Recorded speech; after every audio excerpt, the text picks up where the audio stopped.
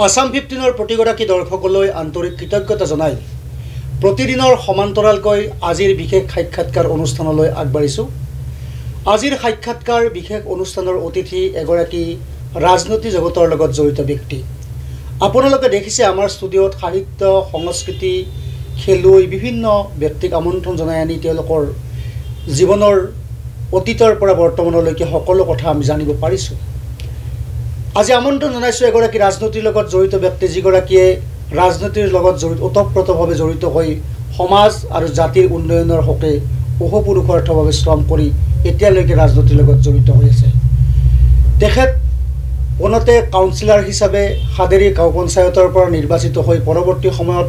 28 number পূব বজালী জিলা পৰিষদৰ সদস্য হিচাপে নিৰ্বাচিত হৈ একাধিক্ৰমে তেওঁ বজালী জিলা পৰিষদৰ অধ্যক্ষৰ আসন অলংকৃত কৰিছিল। বৰ্তমান তেওঁ প্ৰাক্তন অধ্যক্ষ আৰু তেখেতেই হ'ল আজিৰ অতিথি সন্মানীয় ৰঞ্জিত চালৈ। হালৈদা, আজিৰ অনুষ্ঠানলৈ আপোনাক স্বাগতম জনাইছোঁ। হয়, নমস্কাৰ। মই পোনপ্ৰথমে আসাম 15ৰ পৰিয়ালবৰ্গক মোৰ ফালৰ পৰা আন্তৰিক ধন্যবাদ জনাইছোঁ আজিৰ এই অনুষ্ঠানটিত মোক নিমন্ত্ৰণ জনোৱাৰ বাবে। ধন্যবাদ জনাইছোঁ। আপোনাক আজি আমন্ত্ৰণ জনোৱাৰ মূল কাৰণটো হ'ল আপুনি এগৰাকী ৰাজনীতিক নেতা। আপুনি একেবাৰে সৰু কাউন্সিলৰ পৰা গৈ গৈ বজালী জিলা পৰিষদৰ অধ্যক্ষৰ সন্মানীয় আসনখন অলংকৃত কৰিছিল। এতিয়া পোনতে আপোনাক সুধিব বিচাৰিছোঁ, আপুনি ৰাজনীতিক ক্ষেত্ৰখনলৈ কেতিয়া, কেনেদৰে, কেনেকৈ আহিল? হয়,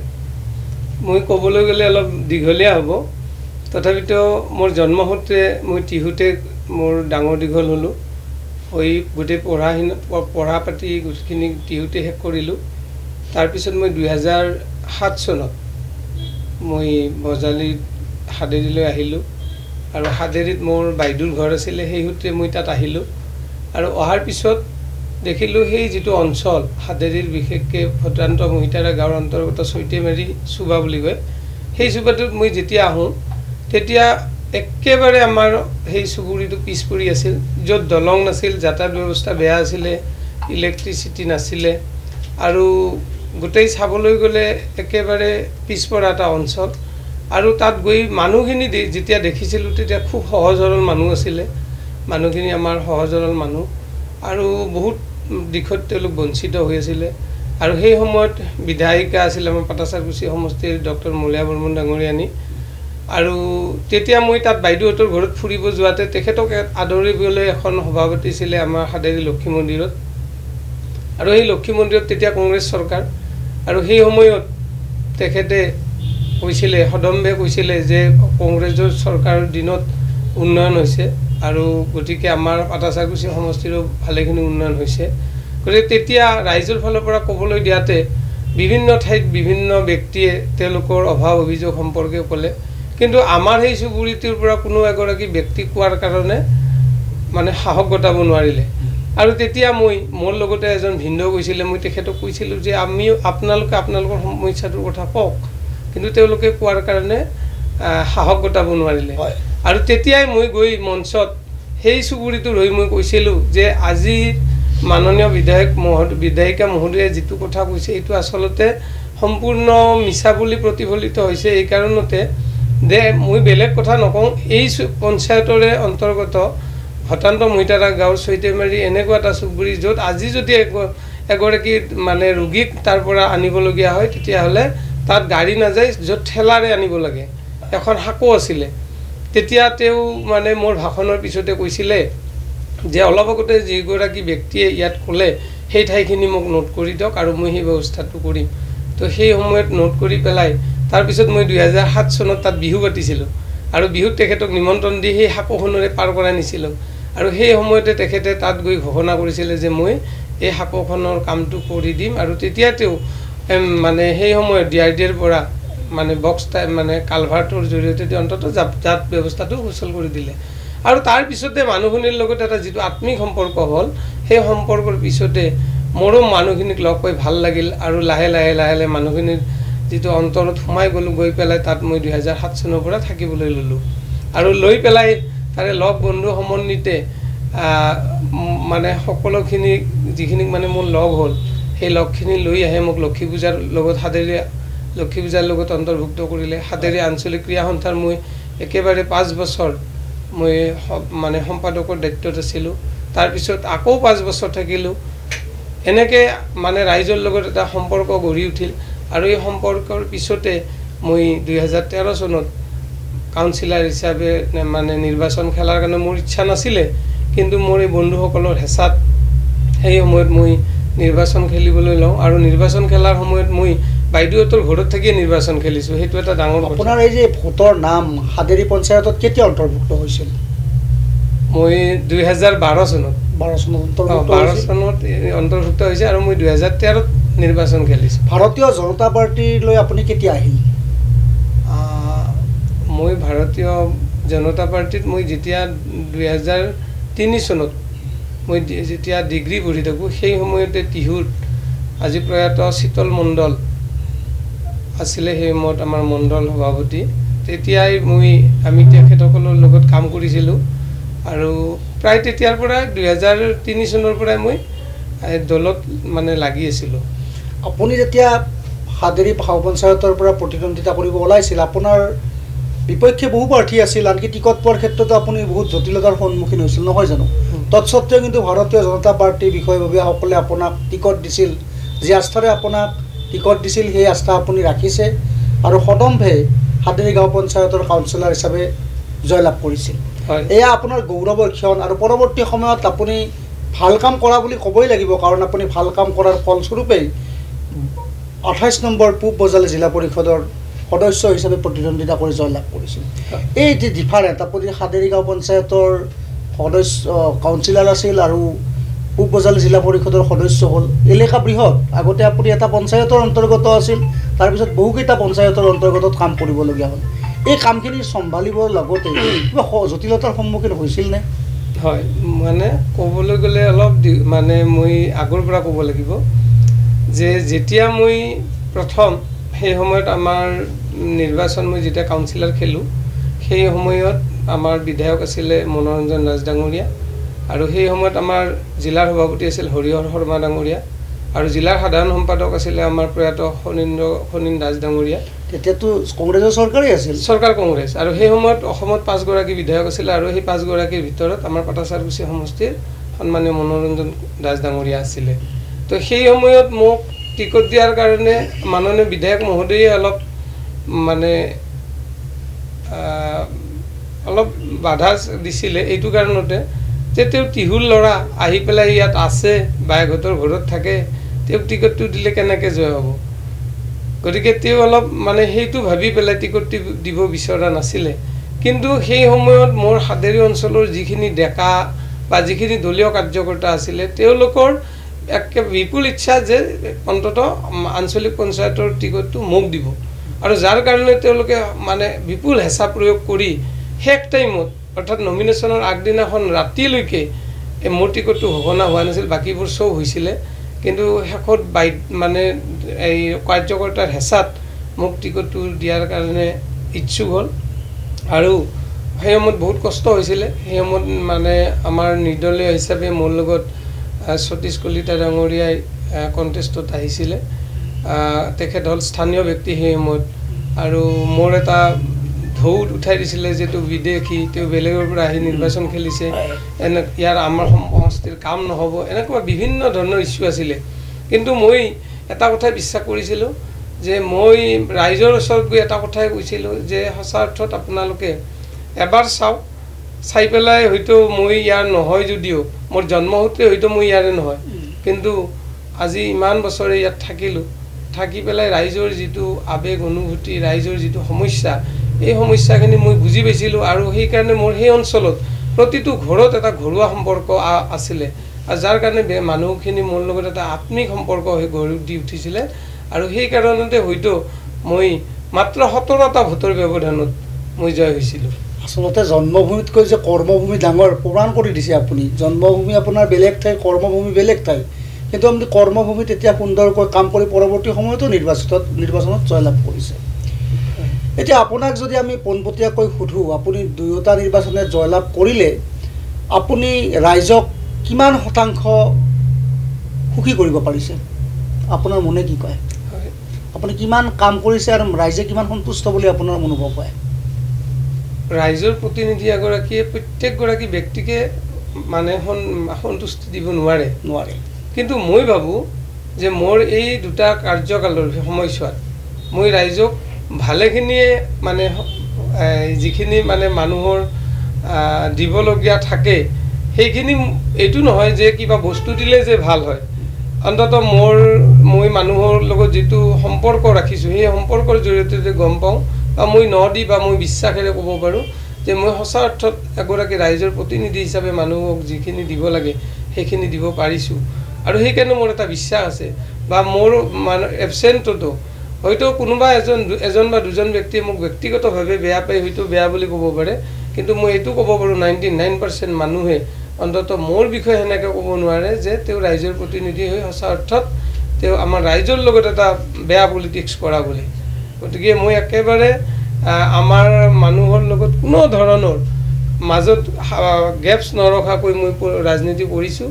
আৰু সেইকাৰণে মই ৰাইজক ভাল পাওঁ বা ৰাইজেও মোক মই জনাত মোকো ভাল পায় গতিকে এই সম্পৰ্কটো আছে আৰু মই ভাবোঁ মই যেতিয়ালৈকে জীয়াই থাকিম তেতিয়ালৈকে এই সম্পৰ্ক সদায় ৰাইজৰ লগত ৰাখি যাম এইখিনিতে আপোনাৰ এটা কথা আমি স্বীকাৰ কৰিব লাগিব বচৈধৱ কুটুম্বকম যিটো অতিথিক আপুনি সৎকাৰ কৰে আপোনাৰ ঘৰলৈ আমিও কেতিয়াবা ব্যক্তিগতভাৱে গৈছোঁ বেলেগেও গৈছে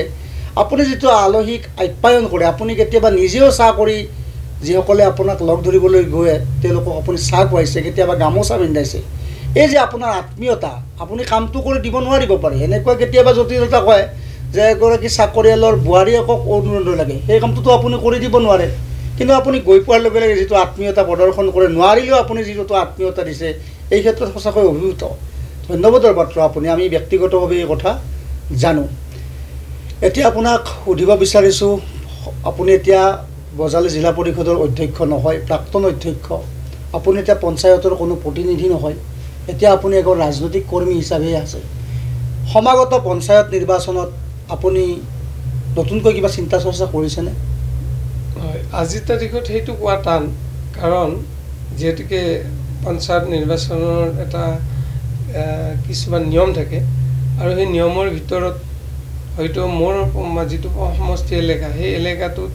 এটা কিবা ৰিজাৰ্ভেশ্যন থাকিব নে অপেন হ'ব সেইটোও ক'ব পৰা নাযায় কিন্তু মই এটা কথা বিচাৰোঁ বা এটা কথা ভাবোঁ যিহেতুকে ৰাজনৈতিক মানে প্ৰেক্ষাপটত আমি সোমাই গৈছোঁ এই ক্ষেত্ৰত ৰাজনীতি নকৰিলেও আমি সদায় ৰাইজৰ লগতে থাকিব লাগিব গতিকে যদি দলে কিবা সিদ্ধান্ত লয় বা তেনেকুৱা যদি ৰাইজেও বিচাৰে তেতিয়াহ'লে নিশ্চয় আমি ৰাইজৰ লগত যিহেতুকে থাকিবই লাগিব তেতিয়াহ'লে নিৰ্বাচনত যদি তেনেকুৱা ৰাইজে বিচাৰে তেতিয়াহ'লে নিশ্চয় নিৰ্বাচন খেলিম আৰু সময়ত যদি সেইটো নহয় তেতিয়াহ'লেও ৰাইজৰ লগতে থাকিম ধন্যবাদ জনাইছোঁ দাদা এইখিনিতে আপোনাক সুধিব বিচাৰিছোঁ আপুনি অসম চৰকাৰৰ জ্যেষ্ঠ কেবিনেট মন্ত্ৰী সন্মানীয় ৰঞ্জিত কুমাৰ দাস ছাৰৰ একান্ত ব্যক্তি যেতিয়া মন্ত্ৰী মহোদয় বিভিন্ন ঠাইলৈ যায় আপুনি তেখেতৰ লগত যোৱা আমি দেখিবলৈ পাওঁ বা বিভিন্ন কামত তেখেতে কেতিয়াবা আপোনাৰ নাম কয় যে সাদেৰী পঞ্চায়তৰ কাম হ'লে ৰঞ্জিত ছাৰক লগ ধৰা মই তেখেতক কৈ দিম এনেকুৱা কথাও কয় মানে আপুনি তেখেতৰ লগত একাত্ম ইয়াৰ অন্তৰালত কি আছে বাৰু ইয়াৰ অন্তৰালত বিশেষ একো নাই দলীয় কাৰ্যকৰ্তা এক কথাত ক'বলৈ গ'লে আৰু গম পায় তেখেত আমাৰ ভাৰতীয় জনতা পাৰ্টি ৰাজ্যিক সমিতিৰ দুবাৰৰ সভাপতি আৰু তেখেতে দলৰ কাৰ্যকৰ্তাক খুবেই মৰম কৰে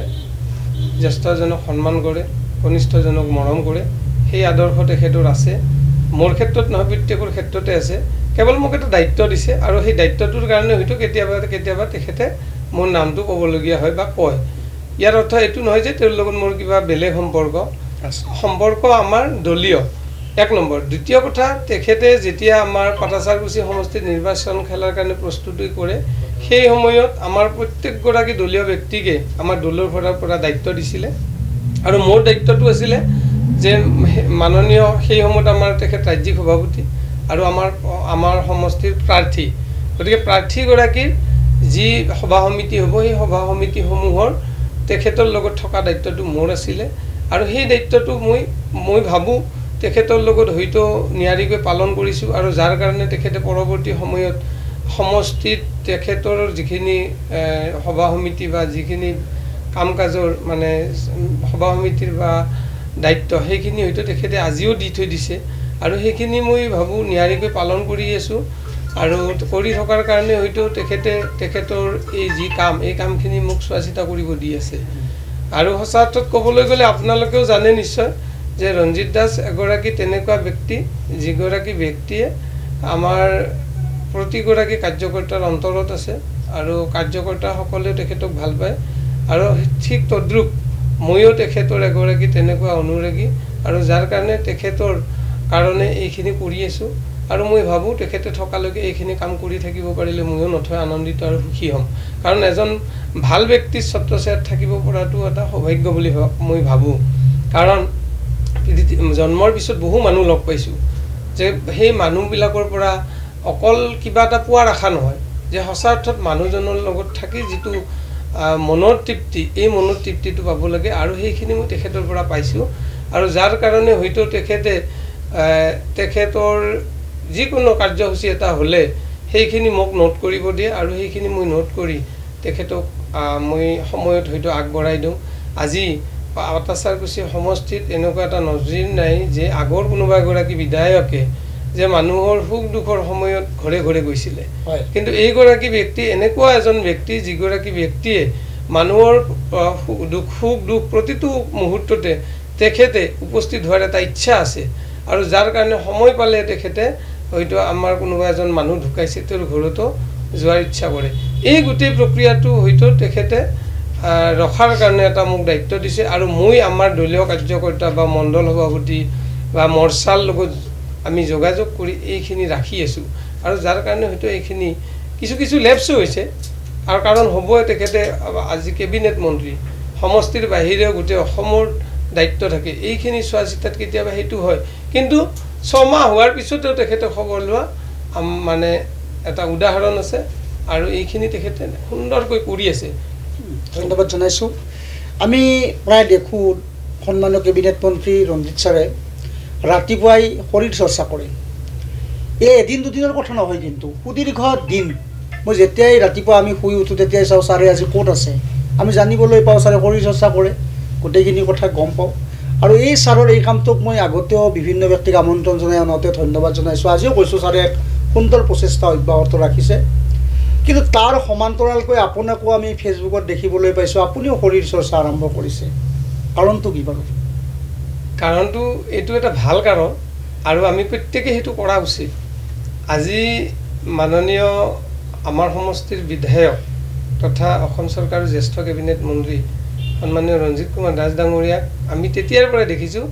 মই দেখাৰ কথাটো কৈছোঁ যেতিয়া ৰাজ্যিক সমিতিৰ ভাৰতীয় জনতা পাৰ্টী অসম প্ৰদেশৰ ৰাজ্যিক সমিতিৰ সভাপতি হৈ থাকে তেওঁ সৰভোগ সমষ্টিৰ সময়ত বিধায়ক তেতিয়াৰ পৰাই তেওঁ নিৰ্বাচনলৈ 100 দিন আছে 99 দিন আছে 98 দিন আছে 97 দিন আছে 96 দিন আছে এনেকৈ তেওঁ পোষ্ট দি তেওঁ এইবিলাক মানে শৰীৰ চৰ্চাটো বা ৰাতিপুৱা যিটো যোগ অভ্যাস এইটো দি আছিলে আৰু তেতিয়াৰ পৰাই মই তেওঁক মানে অনুকৰণ কৰিছিলোঁ যে সঁচা অৰ্থত আমি উঠি অহা নৱপ্ৰজন্মৰ কাৰণে এইটো এটা আদৰণীয় পদক্ষেপ আৰু এই পদক্ষেপক আমি গ্ৰহণ কৰাটো উচিত আৰু যাৰ কাৰণে আমিও তাৰ প্ৰয়াস কৰিছিলোঁ আৰু সেই প্ৰয়াসৰ হয়তো ফলস্বৰূপে আজি ৰাতিপুৱা উঠিবলৈ আমি অকণো কুণ্ঠাবোধ নকৰোঁ যাৰ কাৰণে হয়তো ৰাতিপুৱা সোনকালে উঠোঁ আমি পোষ্ট দিয়া নাছিলোঁ কিন্তু আজি মই 3 মাহমান আগৰ পৰা ময়ো ৰাতিপুৱা অন্তত পোষ্টটো দিওঁ এই কাৰণতে যাতে মই যেনেকৈ তেখেতক দেখি আজি অনুপ্ৰাণিত হৈ সেই পোষ্টটো দিয়াৰ পৰ্যায়লৈকে আহিছোঁ মোক দেখি যদি আমাৰ দৰে কোনোবা দেখায় ৰাতিপুৱাই মোবাইলটো পিটিকি নাথাকি যাতে শুই উঠি অন্তত ৰাতিপুৱা সেই শৰীৰ চৰ্চাখিনি কৰে সেইটোৰ কাৰণে ময়ো পোষ্টটো দিয়া কৰিছোঁ গতিকে ইয়াৰ বিশেষ কাৰণ নাই এইখিনিয়ে কাৰণ আৰু মই তেখেতক আজি আমাৰ এই আসাম 15ৰ এই টকছৰ জৰিয়তে দি তেখেতক অনুৰোধ জনাম তেখেতৰ এই যিটো শৰীৰ চৰ্চা এইটো সদায় কৰি থাকক কোনোবা হয়তো 2-এটা কমেণ্ট কিবা বেয়া দিব পাৰে কিন্তু সঁচা অৰ্থত ক'বলৈ গ'লে মানুহ উপকৃত হৈছে বা সেইটো দেখি পেলাই বহু মানুহ অনুপ্ৰাণিত হৈছে বা তেখেতক দেখা পাই বহুত ডাঙৰ নেতা বা বহুত ডাঙৰ তেনেকুৱা ব্যক্তিও অন্তত এইটো কৰিবলৈ লৈছে হয়তো ক'বলৈ কোনোবাই মুকলি মুৰাকৈ ক'বলৈ হয়তো সেইটো বেয়া পায় কিন্তু আমি দেখিবলৈ পাইছোঁ ফেচবুকত দেখিবলৈ পাওঁ যে তেনেকুৱা দেখিলে অন্তত আমাৰো ভাল লাগে যে সঁচা অৰ্থত আমি গৌৰৱ কৰোঁ যে আমাৰ সমষ্টিৰ বিধায়কগৰাকী অন্ততঃ কিছু ব্যক্তিক ইয়াৰ জৰিয়তে দি অনুপ্ৰাণিত কৰি অন্ততঃ ৰাতিপুৱাৰ যিটো অভ্যাস এই অভ্যাসটো অন্ততঃ আনিবলৈ সক্ষম হৈছে। ধন্যবাদ জনাইছোঁ। আপুনি সাক্ষাৎকাৰৰ শেষ অংশলৈ আহিছোঁ। আপোনাৰ ভৱিষ্যত পৰিকল্পনা কি? এতিয়া আপুনি ৰাজনীতিৰ লগত জড়িত আছে, তাৰ সমান্তৰালকৈ ভৱিষ্যত কিবা পৰিকল্পনা আছেনে আপুনি? ভৱিষ্যত পৰিকল্পনা হিচাপে মই বিশেষ আগতীয়াকৈ একো ভাবি নাথাকোঁ, কাৰণ মোৰ এটা প্ৰেক্টিকেল অভিজ্ঞতা। যেতিয়া মই টিহুৰ পৰা আহি হাদেৰীত নিৰ্বাচন খেলোঁ তেতিয়াও কোনো পৰিকল্পনা নাছিলে, কিন্তু ৰাইজৰ যিটো মৰম আৰু আশীৰ্বাদৰ জৰিয়তে দি হয়তো সেইটো হ'বলৈ সক্ষম হ'লোঁ। তাৰপিছত মই জিলা পৰিষদৰ সদস্য হ'লোঁ, সেইটো ৰাইজৰ মৰম আৰু আশীৰ্বাদ। লাষ্টৰ সময়ছোৱাত আমি বৰপেটাৰ পৰা যেতিয়া নতুন বজালী জিলা হ'ল, জিলা হোৱাৰ পিছত যেতিয়া জিলা পৰিষদ গঠন হ'ল, সেই সময়ত আমাৰ মাননীয় মন্ত্ৰী মহোদয়ে যিহেতুকে আমাৰ পঞ্চায়ত আৰু গ্ৰামোন্নয়ন বিভাগৰ মন্ত্ৰী, তেখেতৰ তৎপৰতাত আমি খুব তাৎক্ষণিকভাৱে বজালী জিলা পাই আমি আমাৰ জিলা পৰিষদ গঠন কৰিবলৈ বজালী জিলা পৰিষদ গঠন কৰিবলৈ সক্ষম হৈছিলোঁ। আৰু তেখেতৰ কৃপাত ৰাইজৰ সহযোগত আমাৰ সেই সময়ত যিসমূহ জিলা পৰিষদৰ প্ৰতিনিধি আছিল তেখেতসকলৰ মৰমত মই প্ৰথম বজালী জিলা পৰিষদৰ অধ্যক্ষ হ'বলৈ সক্ষম হৈছোঁ। গতিকে এইখিনি নভবাকৈ হৈ গৈছে। তো সেইকাৰণে মই ভাবোঁ যে নিজৰ কৰ্ম যদি সঁচা অৰ্থত ভালকৈ কৰি যোৱা যায়, মোৰ যিটো ডিউটিটো যদি মই ভালকৈ কৰি যাওঁ, তেতিয়াহ'লে ভগৱানে ফল দিয়ে। ভগৱান মানে কি? ৰাইজৰ আশীৰ্বাদেই ভগৱানৰ কৃপা দৃষ্টি। গতিকে সেই দৃষ্টি নিশ্চয় পাম বুলি ভাবোঁ, আৰু সেইকাৰণে মই ভাবোঁ যিখিনি কাম কৰোঁ নিষ্ঠা আৰু সততাৰে কৰোঁ, আৰু সেইখিনি কৰি থকাৰ কাৰণে মই ভগৱানক সদায় ৰাতিপুৱা মন্দিৰত প্ৰাৰ্থনা জনাওঁ যে ভগৱান মোক অহংকাৰ নিদিবা আৰু সঁচা অৰ্থত ৰাইজৰ কাম কৰাৰ কাৰণে যাতে সাহস দিয়া, এইখিনিয়ে মোৰ ভগৱানৰ ওচৰত সদায় প্ৰাৰ্থনা থাকে। গতিকে সেই প্ৰাৰ্থনা ৰাখি অনাগত দিনত চলি যাম বুলি ভাবিছোঁ। তাৰপিছত কি ফল পাওঁ সেইটো আৰু ৰাইজ আৰু ভগৱানৰ ওপৰত। ধন্যবাদ জনাইছোঁ। আজিৰ আমাৰ বিশেষ সাক্ষাৎকাৰ অনুষ্ঠানৰ অতিথি আছিল বজালী জিলা পৰিষদৰ প্ৰাক্তন অধ্যক্ষ, এগৰাকী ৰাজনীতিৰ লগত জড়িত ব্যক্তি সন্মানীয় ৰঞ্জিত চালৈ। তেওঁৰ এই ৰাজনৈতিক পৰিক্ৰমা আৰু আগুৱাই যাওক, এগৰাকী ভাল ৰাজনীতিবিদ, সমাজকৰ্মী হিচাপে সমাজখনক অনবদ্য বৰঙণি আগবঢ়াই যাওক, ইয়াকে কামনা কৰি আজিৰ সাক্ষাৎকাৰ বিশেষ অনুষ্ঠানৰ ইমানতেই সামৰণি মাৰিছোঁ। ধন্যবাদ।